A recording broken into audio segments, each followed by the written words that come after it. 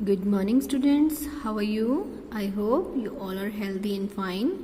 Yes students, हमारा topic चल रहा था अलंकार, जिसका फर्स्ट पार्ट आप कर चुके हैं, जिसमें आपने किया अलंकार, उसकी डेफिनेशन, उसका सामान्य अर्थ कि अलंकार किसे कहते हैं, एंड उसके आगे 2 पार्ट्स होते हैं, शब्दालंकार और अर्थालंकार, जिसमें से हमने शब्दालंकार के 4 अलंकार अनुप्रास, यमक, श्लेष एंड पुनरुक्ति प्रकाश, इन चारों को डिटेल में पढ़ा। आज हम करेंगे अर्थालंकार। ओके, अर्थालंकार होता क्या है? जहां अर्थ के माध्यम से काव्य में सुंदरता प्रकट हो, अर्थात भावों की सुंदरता। अब देखिए, हमने जो शब्दालंकार किया था वहां शब्दों के माध्यम से काव्य में सुंदरता प्रकट हो रही थी, और जो अर्थालंकार है वहां अर्थों के माध्यम से भावों की सुंदरता प्रकट होती है। इसमें फर्स्ट जो अलंकार है वो आता है उपमा। अब उपमा क्या होता है? उपमा होता है किसी को कोई नाम देना, कोई उपाधि देना, ठीक है, किसी का कंपैरिजन करना, तुलना करना। तो काव्य में उपमा अलंकार क्या होता है? जहां किसी वाक्य में, जहां किसी काव्य पंक्ति में किसी प्रसिद्ध वस्तु या व्यक्ति की तुलना किसी सामान्य वस्तु को अच्छा बताने के लिए असामान्य वस्तु से की जाती है। सामान्य वस्तु की तुलना असामान्य वस्तु से की जाती है उसको अच्छा बताने के लिए, वहां उपमा अलंकार होता है। अब उपमा अलंकार के 4 अंग हैं। देखिए, ये 4 अंग होने जरूरी हैं, अदरवाइज उपमा अलंकार नहीं होता। कई बार एक अंग मिस होता है, ये वाचक शब्द मिस होता है, तो वहां पर लुप्त उपमा होता है, बट आपके सिलेबस में सिंपल उपमा अलंकार है जिसमें ये 4 अंग पाए जाते हैं। जिसमें फर्स्ट जो अंग है वो है उपमेय। उपमेय क्या होता है? जिसकी तुलना की जाती है, जिस वस्तु या व्यक्ति की तुलना की जाती है। उपमान जिससे तुलना की जाती है, यानी जिस वस्तु या व्यक्ति से तुलना की जाती है। वाचक शब्द उपमेय और उपमान की तुलना जिस शब्द के द्वारा की जाती है। साधारण धर्म जिस गुण के कारण उपमेय और उपमान की तुलना की जाती है, मीन्स जो गुण दोनों में समान हो, उपमेय और उपमान में। लाइक एग्जाम्पल देखिए बेटा, पीपर पात सरिस मन डोला। पीपर पात सरिस मन डोला। पीपर पात यानी पीपल का पत्ता, पीपल के पत्ते, सरिस मीन्स के समान, मन डोला मन डोलने लगा। अब यहाँ पीपल के पत्ते का उदाहरण दिया गया है मन की स्थिति को बयान करने के लिए, यानी मन डोल रहा है। कैसे डोल रहा है? जैसे पीपल का पत्ता डोलता है। तो पीपल के पत्ते के साथ मन की तुलना की गई है। तो यहाँ जिसकी तुलना की जाए, किसकी तुलना की गई है? मन की। ओके, तो यहाँ है उपमेय मन। किससे की गई है? पीपल के पत्ते से। तो पीपल का पत्ता हमारा यहाँ पर उपमान हुआ। वाचक शब्द जिस शब्द से की जाए, यानी सरिस शब्द से की गई है, के समान, तो ये वाचक शब्द है। साधारण धर्म जिस गुण के कारण तुलना की जाए, दोनों में कौन सा गुण समान है? मन भी डोल रहा है, पीपल का पत्ता भी डोल रहा है, तो दोनों में डोला जो गुण है वो एक समान है। तो ये साधारण धर्म हुआ हमारा डोला। आई होप आपको क्लियर हो गया होगा। आगे भी कुछ और एग्जाम्पल्स देती हूँ मैं आपको क्लियर करने के लिए। एक और मेन चीज है कि ये पहचान है उसकी उपमा अलंकार की, जहां ये वर्ड्स आपको नजर आ जाएं वहां आप आंखें बंद करके उपमा अलंकार लिख सकते हैं। सा, सी, से, सम, समान, सरिस, सदृश्य, ये वर्ड्स हैं, लेकिन ये वर्ड्स तुलना के रूप में होने चाहिए। अब सा, से, सी कई बार जरा सा, थोड़ा सा इसमें भी लगे होते हैं, बट वहां उपमा अलंकार नहीं होता है, वो उसको व्यक्त करने के लिए होता है। जैसे जरा सा लिखा है तो जरा को ज्यादा बल देने के लिए सा वर्ड लगाया जाता है, लेकिन जो ये सा, से, सी हम कह रहे हैं ये तुलना के लिए होता है। एग्जाम्पल देखिए, हाय फूल सी कोमल बच्ची। अब कोमल बच्ची की तुलना फूल के साथ की जा रही है। किसके कारण? कोमलता के कारण। बच्ची की तुलना, तो बच्ची उपमेय है, फूल उपमान है, सी वाचक शब्द है, एंड कोमलता जो है वो साधारण धर्म है। राइट। नेक्स्ट एग्जाम्पल, रति सम रमणीय मूर्ति राधा की। रति जो सबसे सुंदर देवी मानी जाती है, देवता की पत्नी है, कामदेव की पत्नी है रति, उसको सबसे सुंदर माना जाता है। तो राधा की मूर्ति को रति की मूर्ति के समान सुंदर बताया गया। अब यहाँ पे सम आ गया, ओके। वह दीप शिखा सी शांत भाव में लीन, अब देखिए सी आ गया यहाँ पर। गंगा का यह नीर अमृत सम उत्तम है, गंगा का यह नीर यानी पानी अमृत के समान उत्तम है। गंगा का पानी उपमेय हो गया, अमृत उपमान हो गया, एंड समवाचक शब्द उत्तमता जो है उसका साधारण धर्म। कंचन जैसी कामिनी कमल सुकोमल रूप, और एक जैसी वर्ड भी आता है, लेकिन जैसा जो है वो उपमा में भी आता है एंड उत्प्रेक्षा में भी आता है। तो इस चीज का आपको ध्यान रखना होगा कि कहाँ उपमा है और कहाँ उत्प्रेक्षा है। उत्प्रेक्षा की अभी आपको मैं व्याख्या बताऊंगी। तो जैसी यहाँ पर भी सी के रूप में ही, के समान के रूप में यूज हुआ है। कंचन यानी सोना, सोने जैसी स्त्री है। कमल सुकोमल रूप, जिसका रूप जो है कमल के समान सुकोमल है।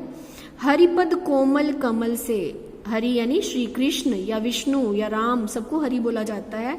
उनके जो पद हैं, उनके जो पैर हैं कमल के समान कोमल हैं, ओके। नभ मंडल छाया मरुस्थल सा, नभ मंडल आकाश मंडल जो है मरुस्थल सा छा गया है, यानी रेतीला, जैसे मरुस्थल रेतीला होता है ना, तो आकाश में भी वैसा ही धुआं धुआं सा हो गया है। तो ये कुछ एग्जाम्पल हैं, आपको बेटा जो इजी लगे आप इसमें से वो एक एग्जाम्पल लर्न कीजिएगा, राइट। तो नेक्स्ट हमारा जो अलंकार आता है वो आता है रूपक अलंकार। अब रूपक क्या है? जहां काव्य में उपमान और जहां काव्य में उपमान और उपमेय में, सॉरी यहां अलंकार लिखा हुआ है, यहां आएगा उपमेय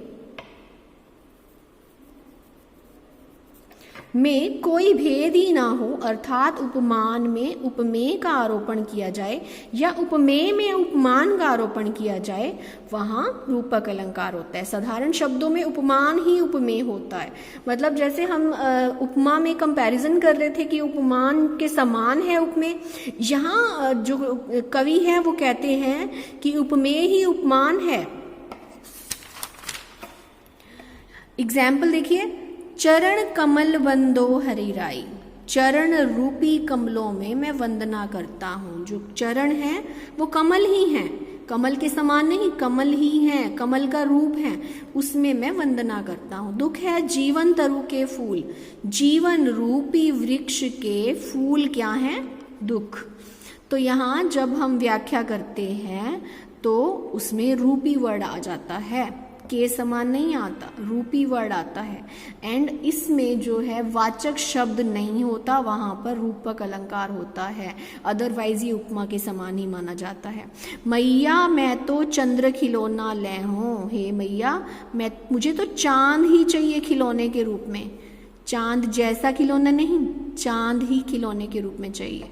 दुख जल निधि में डूबी का सहारा कहाँ है? दुख रूपी सागर, जल निधि होता है सागर, जल से भरा हुआ अपार सागर में डूबी का सहारा कहाँ है? में डूबने वाले का सहारा कहाँ है? भजमन चरण कमल अविनाशी, हे मन चरण कमलों में अविनाशी यानी जिसका कोई भी विनाश नहीं हो सकता, ईश्वर, ईश्वर के चरण रूपी कमलों में भजन करो। आवत जात कुंज की गलियन रूप सुधा नित पीजे। अब कुंज यानी कि जंगल, वन, जो वन की गलियों में आते जाते रूप सुधा, रूप रूपी अमृत को नित्य पीजिए, पान करो। राम नाम अवलंब बिनु परमारथ की आस, राम नाम रूपी अवलंब होता है सहारा, सहारे के बिना परमारथ की आस कैसे हो सकती है?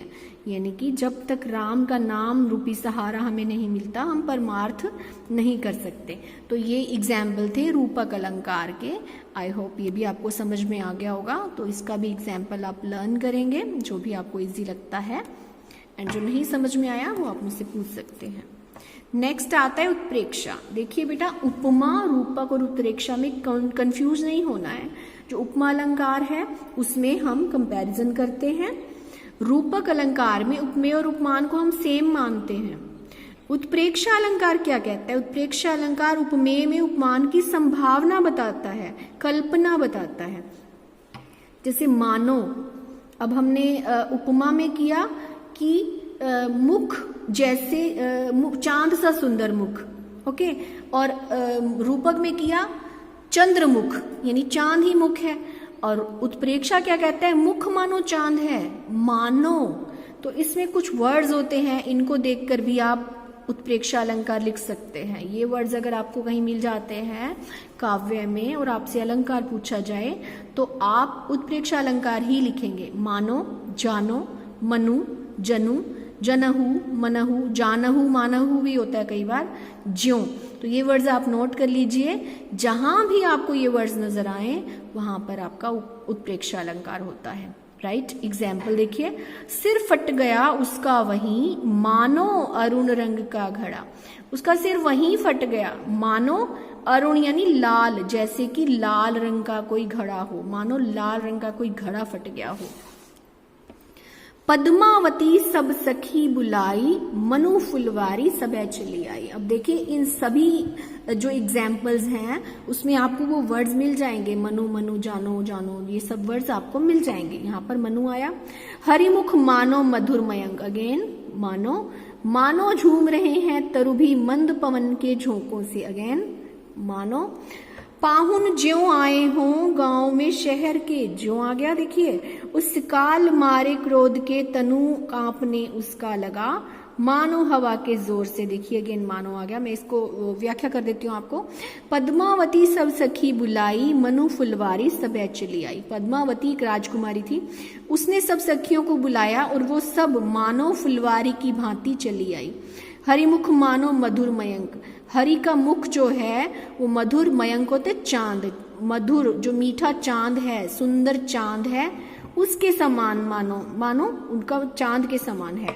मानो झूम रहे हैं तरुभी मंद पवन के झोंकों से, मानो जो वृक्ष भी हैं वो मंद पवन के झोंकों से झूम रहे हैं, यानी मंद पवन के झोंकों से मानो तरु भी, वृक्ष भी झूमने लगे हैं।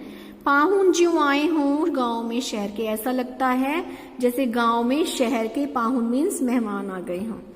उस काल मारे क्रोध के, उस समय, काल यानी समय, क्रोध के मारे तन, उसका तन शरीर कांपने लगा, मानो ऐसा लगा कि हवा के जोर से जो सागर है उसमें लहरें आने लगी। ओके, तो ये आपके थे उपमा, रूपक एंड उत्प्रेक्षा अलंकार। सो बेटा आज के लिए इतना ही। आई होप आपको ये क्लियर हो गए होंगे। सो नेक्स्ट जो है हम करेंगे मानवीकरण अलंकार और अतिशयोक्ति एंड अन्योक्ति अलंकार। तो ये 3 अलंकार आपको नेक्स्ट वीडियो में मिलेंगे।